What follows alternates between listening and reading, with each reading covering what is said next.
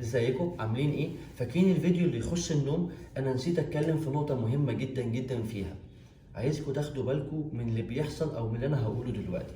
كام واحد قرر انه يدخل ينام وبعد كده بيمسك الموبايل يقعد 10 دقايق، بعد كده الموضوع يطول لتلت ساعة، بعد كده الموضوع يطول لنص ساعة، بعد كده الموضوع يطول لساعة.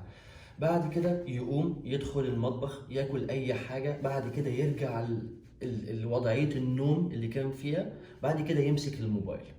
طيب ايه اللي بيحصل؟ بعيدا طبعا ان احنا متفقين انه مسكة الموبايل وانت نايم غلط على عظم، هنقول ايه اللي بيحصل جوه جسمك.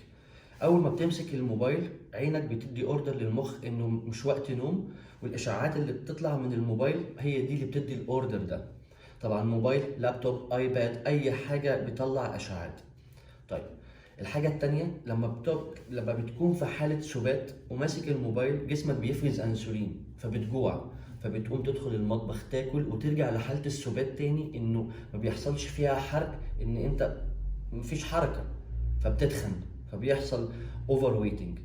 نصيحتي اقفل الموبايل قبليها بساعة وريح عينيك من اي لابتوب وايباد او تلفزيون او اي حاجة بتخرج اشعاعات، وجرب، ومستني ردك في الكومنتس.